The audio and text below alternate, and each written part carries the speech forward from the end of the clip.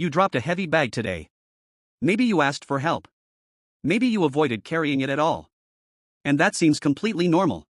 But for most of human history, weakness was not an inconvenience. It was a question with consequences. A question that could decide whether you saw another winter. And the real answer is far stranger than most people imagine. When people picture ancient humans, they often imagine a brutal world where only the strongest survived. The biggest muscles. The fastest runners. The toughest fighters. That sounds logical. But is that actually what happened? If weakness automatically meant death, your species would look very different today.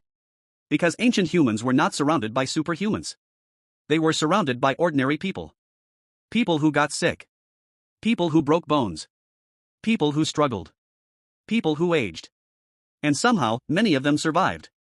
To understand why, you have to travel far back into a world without hospitals, supermarkets, antibiotics, or modern technology. A world where survival demanded effort every day. For hundreds of thousands of years, human beings lived as hunter-gatherers. Small groups moved across landscapes searching for food, water, shelter, and safety. Life was difficult. But difficulty is not the same thing as constant violence. Many ancient humans spent far more time gathering food than fighting predators. They built relationships. Shared resources. Raised children. Solved problems together. That last part matters. Because humans did not become successful by evolving into the strongest animal. They became successful by evolving into the most cooperative one. Your ancestors were physically impressive compared with modern people in some ways. They walked enormous distances. They worked with their hands constantly. They carried loads and endured harsh environments. But even then, not everyone was equally capable. Some people were injured. Some were born with limitations. Some became weak through illness. What happened to them? For decades, researchers assumed ancient survival depended mostly on individual physical ability. The image was simple. Fall behind and you disappear. Then evidence began telling a different story. One famous example comes from archaeological discoveries, showing individuals with severe injuries who survived for years after those injuries occurred. Think about what that means. A broken leg in a prehistoric environment is not just painful. It can make hunting impossible, travel difficult, protection harder. Yet archaeologists repeatedly find skeletons showing healed fractures and long-term disabilities. Someone survived long enough for those injuries to heal. Someone helped. The evidence appears across different periods and different locations. One remarkable case comes from the site known as Shanidar Cave in present-day Iraq.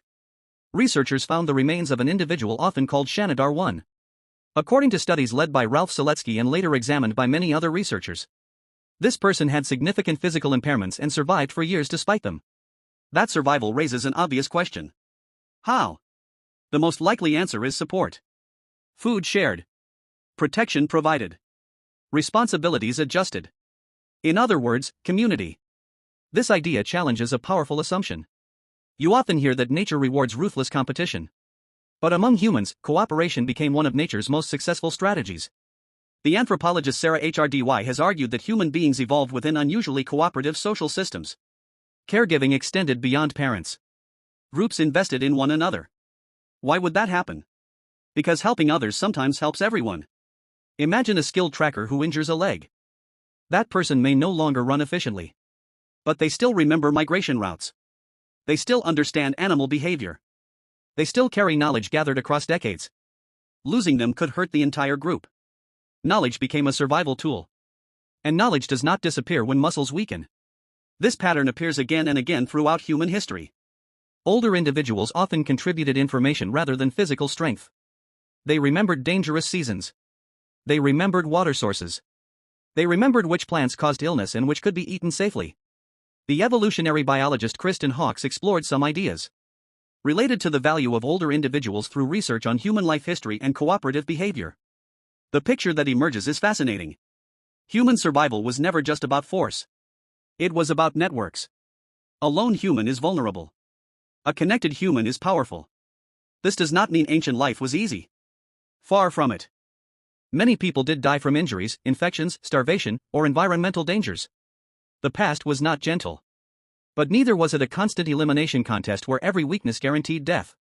Reality was more complicated. And more human. Consider childhood. Human children are unusually helpless compared with many other animals. A newborn deer can stand within hours. A human infant cannot even hold up its own head. For years, children depend almost entirely on adults. From a purely physical perspective, young children are weak. Yet human societies invested enormous energy in protecting them. Why? Because the future depended on them. That investment created a powerful evolutionary pattern. Humans became specialists in long-term cooperation. Your species learned to support individuals through vulnerable stages of life. Childhood, illness, pregnancy, old age. In a sense, weakness was never an exception to the human story. It was part of the story. Everyone experiences it eventually. That reality may have shaped human psychology more deeply than most people realize. The psychologist Michael Tomasello has spent years studying cooperation and shared intentions. His work suggests that humans differ from many animals because they naturally coordinate activities and goals with others. You can see traces of that ancient adaptation everywhere. When you teach someone, when you help a stranger, when you carry something for another person, when entire communities support people they will never meet. These behaviors may feel modern. Their roots are ancient. Of course, not every group behaved the same way. Human societies have always varied. Some environments were harsher than others. Resources sometimes became scarce. Competition existed. Conflict existed. Exclusion existed. But cooperation remained one of humanity's defining strengths. There is another reason weakness did not always lead to elimination. Different people contributed in different ways. Imagine a group preparing for winter. One person hunts. Another gathers plants. Another repairs tools. Another watches children. Another remembers where resources can be found during droughts. Which role matters most? There is no simple answer. The system works because the roles connect. This principle appears throughout complex societies today. Not everyone performs the same task. Yet everyone participates in the larger structure. Ancient communities often functioned similarly. Strength itself was also broader than people assume. Physical strength matters. But so does patience, observation, memory, creativity, social intelligence, problem solving. A person unable to run quickly might still notice patterns others miss. A person unable to fight effectively might still resolve conflicts before they become dangerous. A person unable to travel far might still teach critical skills. Human success emerged from combinations of abilities rather than a single trait. That flexibility gave your species resilience. Now imagine the alternative. Imagine a species that abandoned every injured, elderly, or vulnerable member immediately. At first glance, that might sound efficient. But it creates a problem. Knowledge disappears. Experience disappears. Trust disappears. Long-term cooperation becomes difficult. The group loses more than it gains. Human evolution appears to have moved in a different direction. Not perfect compassion. Not universal kindness. But enough cooperation to change the trajectory of the species. The archaeological record offers hints of this again and again. Healed injuries. Long-lived individuals. Evidence of care. Evidence of social bonds. Small clues preserved in bone. Each clue tells a story. Someone mattered enough to help. Someone mattered enough to keep alive. That idea becomes even more interesting when you look at modern life. Today, many people worry about appearing weak. They hide struggles. Hide uncertainty. Hide vulnerability. The fear feels ancient. And in some ways it is. Status has always mattered. Acceptance has always mattered. But ancient humans also depended on revealing weakness at the right moments. An injured hunter needed assistance. A sick child needed protection. A pregnant mother needed support. A grieving person needed connection. Complete self-sufficiency was never the norm. Interdependence was. That may be one of the most misunderstood facts about human history. The story is not that strong individuals conquered the world alone. The story is that groups of imperfect people survived together. People who succeeded. People who failed. People who recovered. People who adapted. People who relied on one another. And that pattern continues today. Every city is a network of mutual dependence. Every hospital. Every school. Every road. Every food supply chain. Every technology. Your daily life depends on countless strangers performing tasks you will never see. The same principle operates at a larger scale. Human beings became powerful not because every individual was strong. Human beings became powerful because individuals could specialize, cooperate, and support one another through periods of weakness.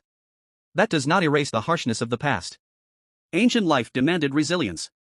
It demanded effort. It demanded adaptation. But the evidence suggests something surprising. Weak humans were not automatically erased from history. Many survived.